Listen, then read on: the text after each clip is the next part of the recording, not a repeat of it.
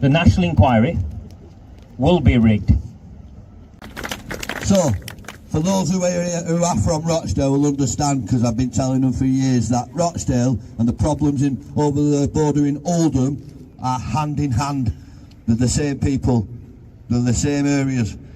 And I'm going to bring someone up now to speak to you who knows a lot more about Oldham's problems than we do, as much as we do about Rochdale. So please give a Rochdale welcome and a nice loud applause to Sir Raju here.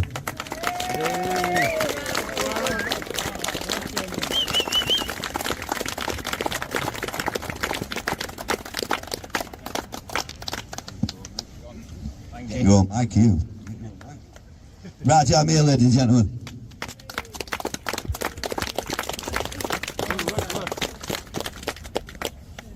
We made this political 7 years ago. And it's took us 7 years to force this to where we currently are, which is on the verge of a national inquiry. The national inquiry will be rigged. Make no mistake about it whatsoever. And if you're following what's taking place with the Minister for Safeguarding Girls, that's the title, the Minister for Safeguarding Girls, a woman called Jess Phillips, everything she has shared so far has demonstrated that they will try and rig the inquiry. Now, the reason why it matters to you, to me, is that we have forced, by making it political, and people say to me, oh, there's only a handful who turn up to these events. It doesn't matter.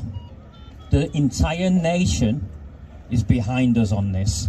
And those who aren't are the ones who are either complicit in what took place or benefited from what took place. And so there is no ambiguity. And in the past, they've arrested me for more or less these words, as a racist, but we forced the government, Baroness Casey, to admit to these words. These were racially motivated crimes.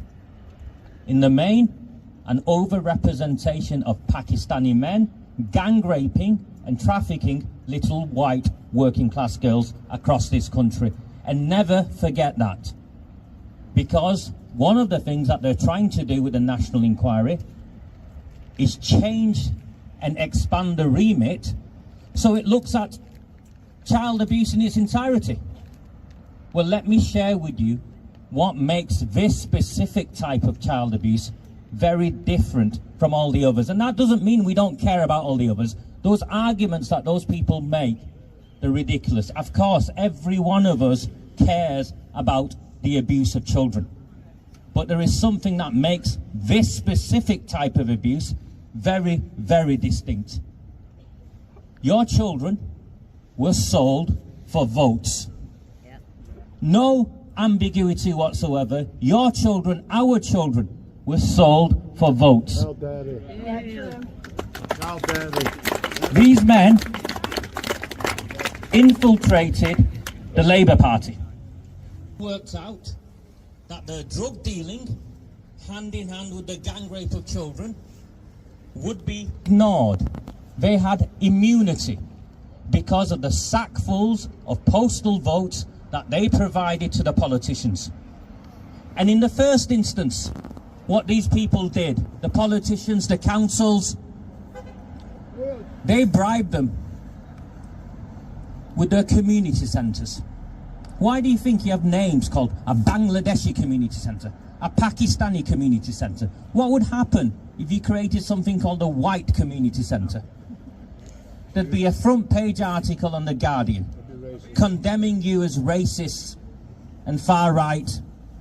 So they first of all bribed them with these community centres in the 70s and the 80s. But they weren't satisfied with that. And I say this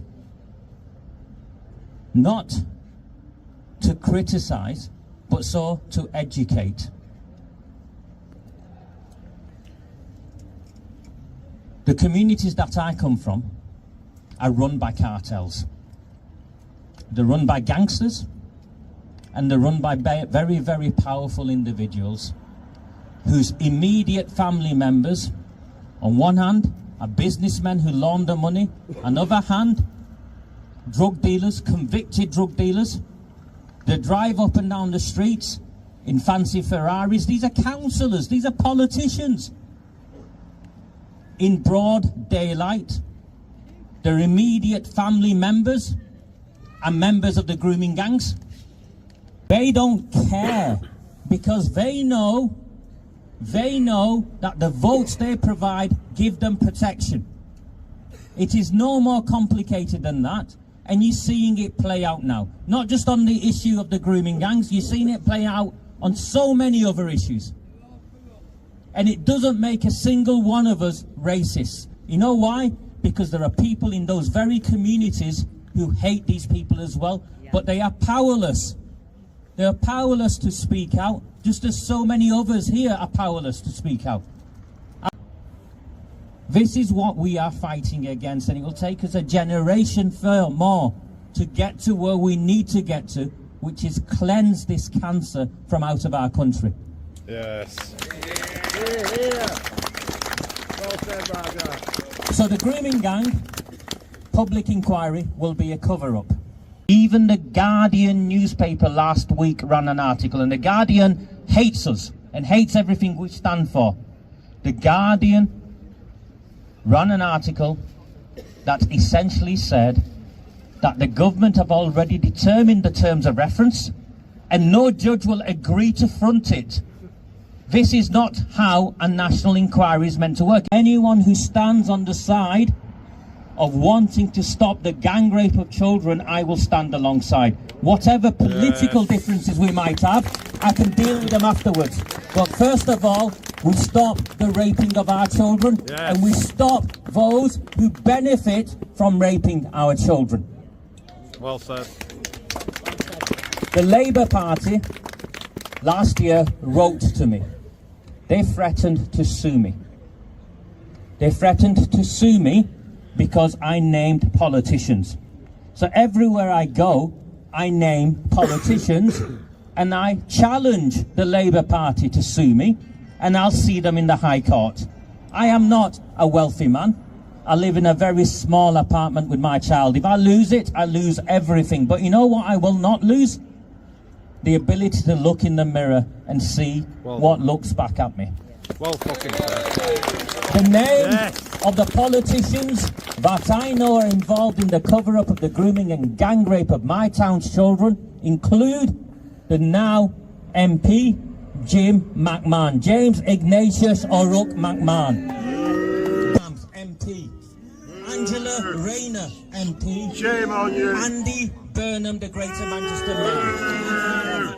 Burnham hides behind his Twitter account called Name the Place, Andy Burnham. I will show the entire nation every bit of evidence that demonstrates your role in the cover-up of the industrial scale gang rape of this nation's children.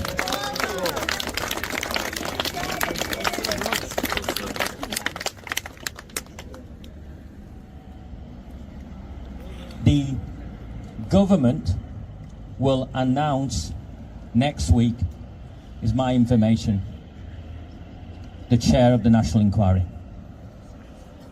I will release a series of documents that demonstrate, that have been sat on, how it is rigged and what we must do to hold them to account. Do not lose hope when it's rigged.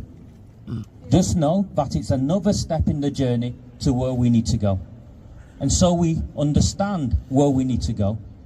It is justice for the survivors, prison time for those who committed the crimes, and even more prison time for those who are complicit in the cover-up. So please, please, please keep coming to these events. Our numbers have grown far greater than they've ever been. And our voice now, what we talk about now that they once deemed to be far right and extremist, is now echoed in Parliament almost word for word, and that's only happened because of every one of you, and for that I will be ever grateful. When I started this, I was petrified that I would be standing alone. I'm not standing alone. Thank you. Thank you so much. Yes. Well done, Raj. Glad to meet you, everyone. Ladies and gentlemen, one more time for Raj Amir. It's not easy to get up here and say this type of stuff without being persecuted by those on the other side.